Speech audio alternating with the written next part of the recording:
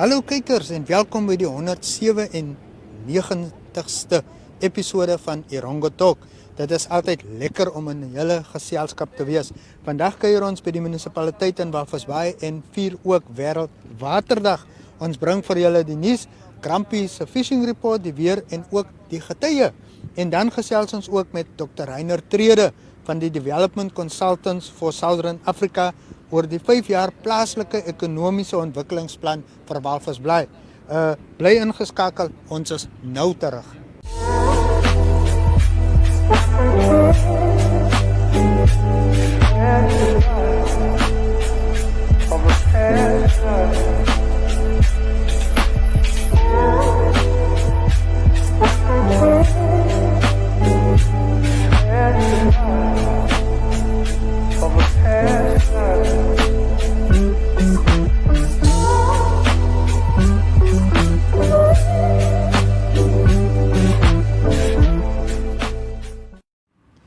En nou vir nuus vanuit ons streek.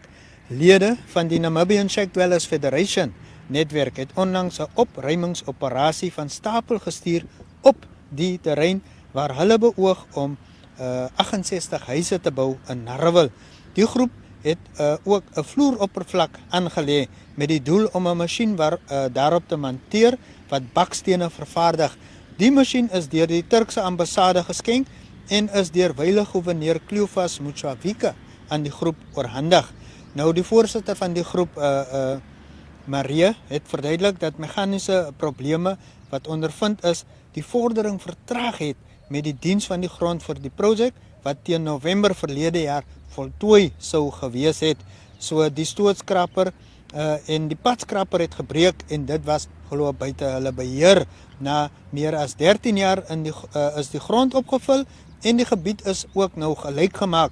'n Landmeter het die 68 erwe en die paaie afgemerk. Volgens Marie sal dit ongeveer 'n maand duur om die rioolstelsel gereed te hê. Hy het ook verduidelik dat lede van die groep kwalifiseer vir 'n lening van 45.000 Namibiese dollar van die Namibiese Shack Dwellers Federasie en die stel hulle in staat om 'n enkel kamerhuis te bou.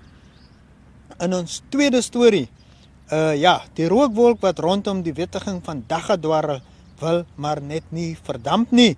Sommige kenners meen dat die wettiging daarvan vir ontspanningsdoeleindes kan verskeie negatiewe gevolge hê. En dis glo die psigiater Dr Rainer Trede, daar is geen rede om DECOSA te wettig nie. Hy is van mening dat DECOSA geensins 'n alternatiewe behandeling vir mediese toestande bied nie. Arno Engels, die mede-eienaar van Mount Sinai Herstelssentrum op Usakos, beklemtoon dat DECOSA 'n deurgang dwelm, 'n gateway drug is en dat dit tot DECOSA psigose kan lei. Volgens Sieberhagen is DECOSA psigose 'n gevolg van DECOSA gebruik in ongeveer 20% van die bevolking. Hy meen DECOSA kan gereeld onderliggende depressie, angs of ander sielkundige of psigiatriese toestande na vore bring en dat hierdie toestande dan moeiliker is om te behandel. Nou Professor Johan Strydom, wat op die Afrika Unie se deskundige paneel vir dwelmregulasie dien, deel Sieberhagen se kommer veral oor die ouderdom waarop die jeug DECOSA vir ontspanning gebruik.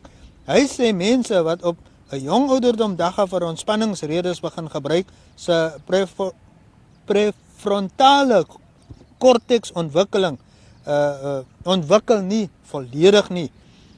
So hierdie deel van die brein is verantwoordelik vir rasionele denke en die regulering van emosies.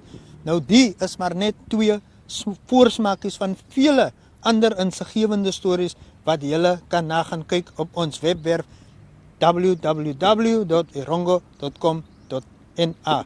En met dit kom ons dan aan die einde van ons nuussegment.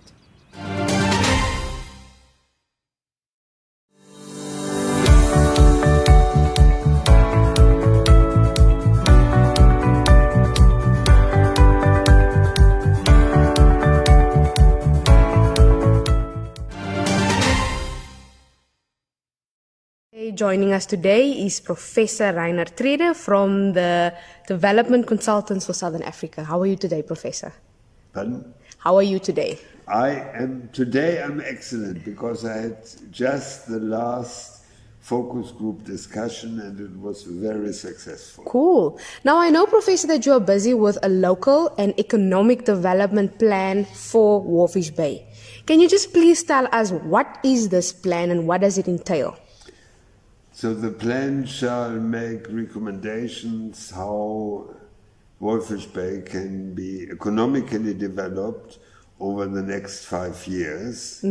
So we focus only on economic development, not on a whole strategy including health, infrastructure and so on. These areas are only covered if they have economic effects. For example, infrastructure is important for economic development. So it includes in different steps, first, an analysis of the current situation, which is a lot of desk work about the roads, resources, and so on. And also, that is the most important part, discussing with different stakeholders. So we have done it in such a way that we interviewed or discussed by business sectors. Most of these discussions, I did it also in the past, they are always, the whole business community is invited, but then nothing concrete comes out. So we had today, for example, only micro and small businesses. Yesterday we had logistic and the large fishing businesses and so on. And last week we had the tourism sector, because they all have different problems. True, very The true. only real problem they all have similar is currently financial because of Corona. Yes, that's true, Professor. Now, Professor, can you tell us, now that you're busy with consultations, how will the inputs from the different industry affect the plan, the local and economic development plan? Yeah, as I mentioned already, in my view, it's one of the most important parts, because I try to motivate the people really to tell the truth. Yes. I'm not a diplomat. I told them in my opening remarks, please don't diplomatic, you can attack everybody. Yes. Tell us the truth and then make recommendations what should be, in your personal view, changed.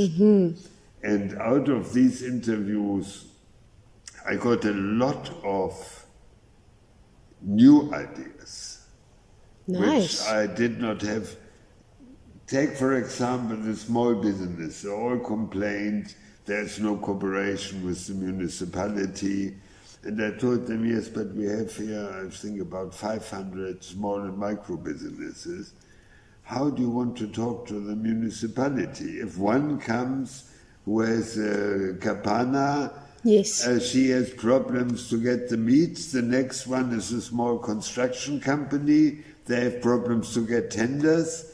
So you must organize first yourself. I didn't have this idea before. Only when I heard all the different complaints, I tried to convince them, select a few speakers, then you can talk to the municipality and they listen to you. Basically, like committees. They 100% they made a voting. Who is for that? And I took now out 3 of them of different areas, because if you want to mobilize all the small business, it's totally different to get them in Narraville and Yes, so on. true. So I said, I need one from this area, one from that area. A week ago, I even didn't know which ones are these locations. But That's the first true. thing I did Yes. when we started, beginning of last week, I got a driver from the council, and I told them, now I want to see Walvis all Bay. the open markets. Yes. I don't want to see the waterfront and so on. And then the same evening, I drove alone in the darkness to find it again. Because if you have a driver, you never... Exactly, it's true. So if you need a tour guide now, You are the guy. I am the guy. Yay, that's perfect. That's perfect. Now, just in your opinion, or according to your expertise, how important is it to have a local and economic development plan for a town? So the local economic, the main aim of the local economic development plan is to guide the municipality what should be done for the next 5 years. Mm-hmm. That's the major aim, that they are not jumping from one to one. Another aim, if you have a concrete plan, and the last chapter of our plan will be an implementation plan with time, deadlines, when, what should be done. Yes. And a monitoring plan. So if you have a concrete plan, you can ask, why has this not been done, as we agreed? Yes, true. So that is necessary to have progress. It's not a plan like you had it in communist countries, where this is the law and Yes. everybody tries to bypass it. Yes, true. It is a guideline also for monitoring and to find out why has this not been done in time. So we prepare the plan as a draft. The draft should be ready end of May. Then it will be discussed with the municipality and the council, and they have to approve it. So they cannot use the excuse afterwards, it was DECOSA's plan. It Yes. should be their plan. And that's also important why you need to communicate with them. The first step we did was a launch where for the first time, I did this 20 times, I Yes. think, everywhere. First time all councillors were present and they asked questions, they Yes. wanted some additional things. So the plan should not be our plan. We are praised that they put a nice document. Yes. I'm not interested in a nice document. I want to see in 5 years progress. Yes. But from their complaints, I got myself new ideas. Yes. They complained, as I mentioned, the small business. They complained no communication with the municipality. That gave me the idea, organize yourself. Just as one example. Or when we had the large businesses, there was also the portal, a Numport. Yes. And I asked them, I want to visit the port. Yes. Because I had always the idea to develop tourism more. It's difficult because of the strong competition to Swakopmund. True, Professor, that's true. And it's difficult to beat Swakopmund. But one thing here is, for example, the waterfront. So I had always, before we started, in my head and mind, it should be extended. Not becoming like Cape Town, but Yes. in that direction. Have big visions to implement small ones. From the port, then I found out when we visited the port, they have an area that goes close to the waterfront, but they don't use it, and they are willing to give it to the waterfront, up to the new container jetty. Yes. Behind it's 5 times bigger than the waterfront. So these are things you get only not if you look at the internet. There I can write 100 pages about Yes. Numport, but Yes. not ideas combining Numport with tourism. Because normally a port is against tourism. Foreign tourists want to see only the beautiful environment. Exactly, yes, that's and true. not the cranes and so on. Now we Yes. combine it. Yes, lovely idea. Now, Professor, you just said that the plan is going to be done by the end of May. So when you're done with the consultations, you go back to South Africa, I presume? No, I'm from Windhoek. Oh, from Windhoek. There we go. I am originally German, but I'm since 26 years here, and since 20 years I have only a Namibian passport. There we go. Yeah. One of us. So then you go back to Windhoek and then you formulate the plan, basically. Yeah, but that is still a lot of research work. For example, we will look into possible resources. So we have to contact Ministry of Mines, even Yes. Ministry of Agriculture, because one possibility would be some small-scale urban agriculture. And the municipality has even reserved, what I also only learned, an area. Yes. And you can do urban agriculture with aquaponic, or I've even, so far, the most foolish ideas, poultry. Poultry, everybody thinks about chicken.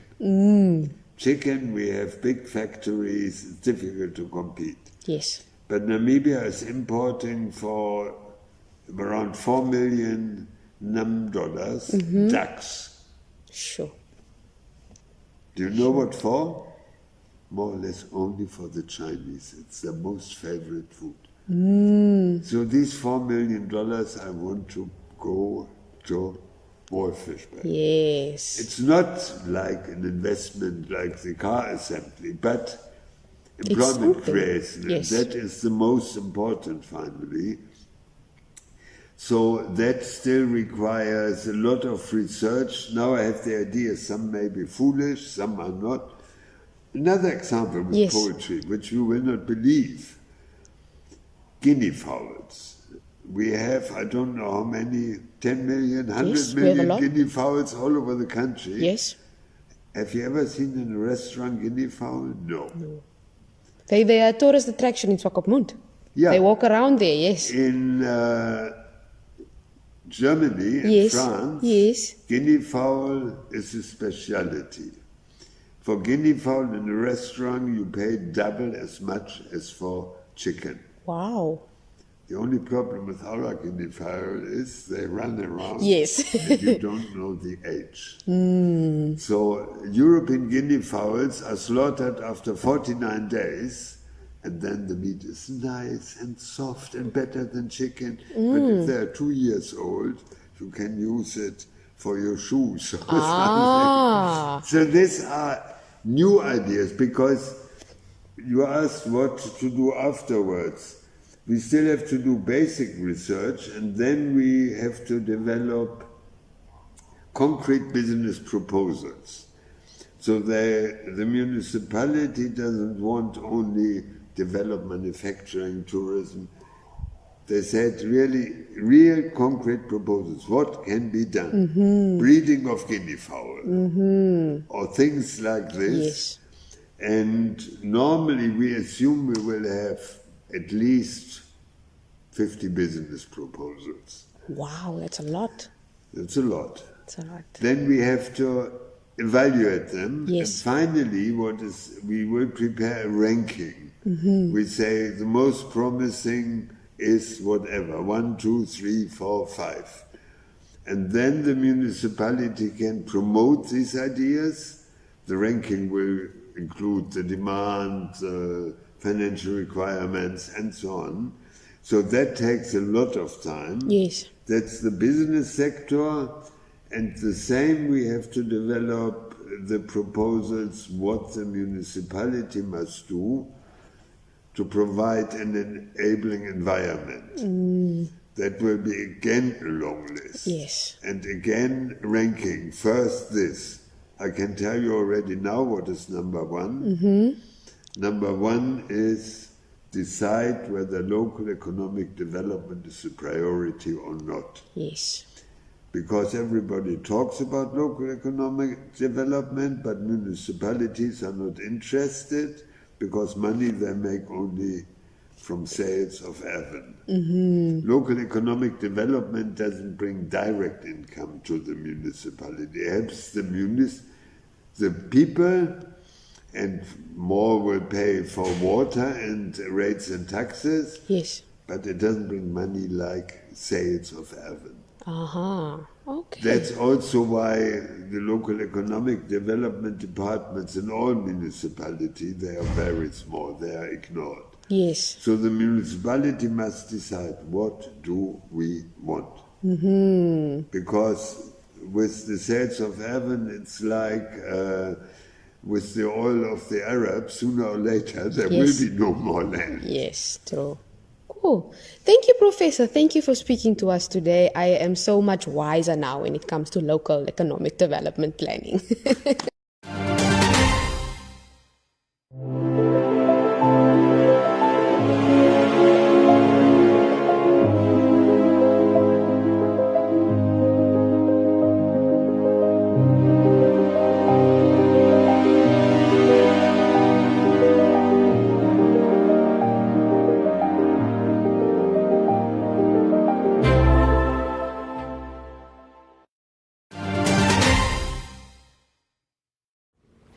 And now for the weekly fishing report. The steenbras have come to the bite with quite a few in the 10 kilogram range being landed, reports Grumpy. He explains that these ferocious fighters should however be targeted in their habitat. One simply cannot stop at any fishing spot and hope to catch steenbras. The bait is also important. Use fresh mussel instead of 6-month-old bait that has been lying in your freezer. Octopus and crabs also works wonders when targeting bigger steenbras sizes. Should you wish to catch some steenbras, it is advisable to head to areas such as Marketer's Turn, Canopy, Mile 72 and Diwala. A small hook is usually used. It is however important to get a good quality hook, as steenbras are also called thick lips or dik lip in Afrikaans. The reason being because they have thick rubbery lips that can easily bend open a hook, resulting in a trophy fish being lost, Grumpy advises. Grumpy also reports that the national championships was underway at selected areas and with the top 6 anglers from 14 clubs fishing against each other. Old and young, male and female, were testing or did test their strength against each other. He said it was a tough 3-day format with the overall weight of each individual determining who rules the roost. Yes, in the club category, Nami Park established a slender lead over Penguin and Walvis Bay after the first day of fishing. Initial reports have it that over 3.5 tons of fish and 212 spotted gully sharks were apparently reeled in on day 1 of the competition. According to Grumpy, the galjoen were also biting closer to Swakopmund around the pump station area. A lot of pen-sized cod were also reportedly landed at Witklippe close to Mile 8. Calm seas made for ideal conditions along the shores, with mild winds contributing to some super days along our shoreline. Conditions seems to stay very fishable for the next week, Grumpy predicts. And with that, we conclude today's fishing report.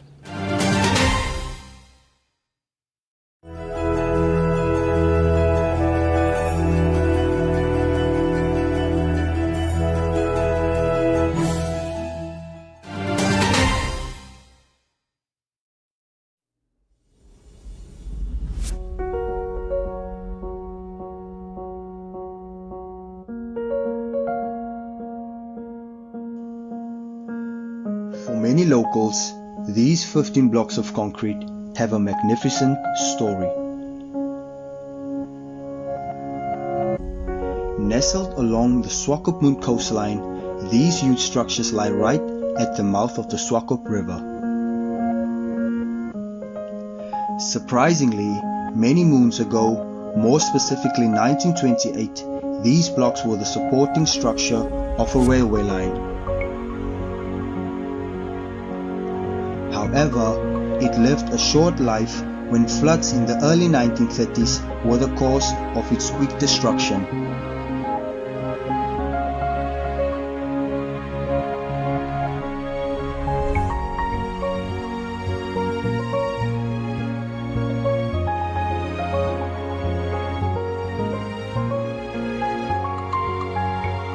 Our coastal towns have rich history just waiting for us to tell their stories.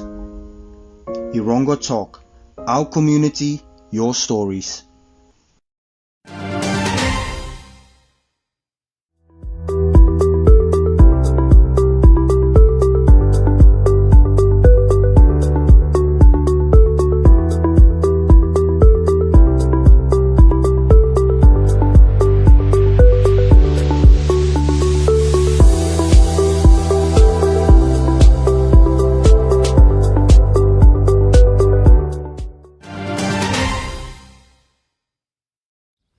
Bly gerus ingeskakel vir vandag se weerberig.